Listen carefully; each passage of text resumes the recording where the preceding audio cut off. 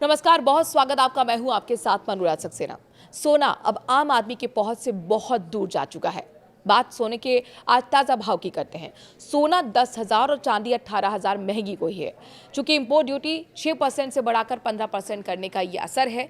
PM ने 3 दिन पहले ही कहा था कि सोना ना खरीदे, तो केंद्र सरकार ने सोना और चांदी के आयात पर लगने वाली ड्यूटी 6% से बढ़ाकर 15% कर दी है।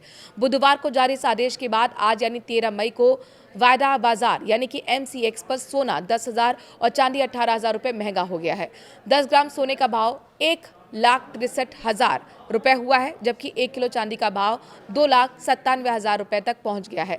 सरकार का मकसद विदेशी खरीद कम करना है और देश के विदेशी मुद्रा भंडार पर पड़ रहे दबाव को घटाना है।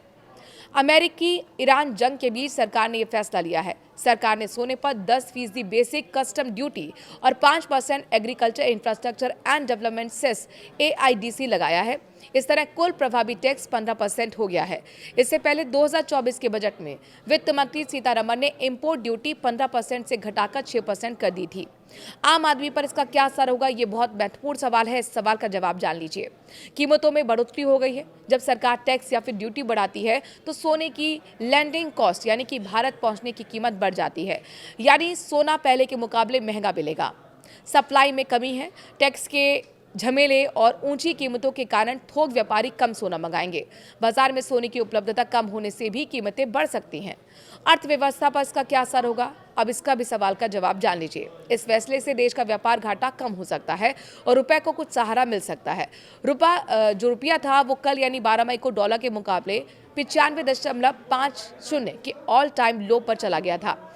संक्षेप में कहें तो ये फैसला लंबी अवधि के लिए देश की अर्थव्यवस्था को स्थिर बनाने वाला है। पीएम ने 2 बार कहा 1 साल तक सोना ना खरीदे। पीएम मोदी लगातार 2 दिन तक यानी कि 10 और 11 मई को देशवासियों से 1 साल तक सोना ना खरीदने की अपील कर चुके हैं। पीएम ने कहा था कि एक समय था जब संकट आने पर देश हित में लोग सोना दे देते थे, दान में देते थे। आज दान की जरूरत नहीं है, लेकिन देश हित में हमें यह तय करना होगा कि साल भर तक घर में कोई कार्यक्रम हो तो सोने के गहने नहीं खरीदें। विदेशी मुद्रा बचाने के लिए हमारी देशभक्ति हमें चुनौती दे रही है और ये हमें स्वीकार करके विदेशी मुद्रा बचानी होगी। नॉलेज पार्ट क्या है? सोने चांदी पर IGST के नियमों में बदलाव हुआ है। सरकार के नए नियम के बाद अब बैंकों का सोना इंपोर्ट करते हुए 3% IGST चुकाना पड़ रहा है, जिससे उनका करोड़ों रुपए एडवांस टैक्स के रूप में ब्लॉक हो गया है। पहले बैंक बॉन्डेड वेयर हाउस की सुविधा का फायदा उठाकर ये टैक्स तब देते थे जब सोना आगे बिकता था, लेकिन अब तुरंत भुगतान करने की शर्त ने बैंकों के कामकाजी पूंजी पर भारी दबाव डाल दिया है। पैसे फंसने और कैश फ्लो की इस समस्या के कारण बैंकों ने फिलहाल सोने का आयात रोक दिया है। भारतीय रुपया 12 मई को डॉलर के मुकाबले 19 पैसे गिरकर 95.50 के रिकॉर्ड निचले स्तर पर आ गया। अमेरिकी राष्ट्रपति डोनाल्ड ट्रंप के बयान के बाद रुपया में गिरावट आई। दरअसल ट्रंप ने ईरान के साथ संघर्ष विराम को कमजोर बताया है, जिससे कच्चे तेल की कीमतों में तेजी आई है।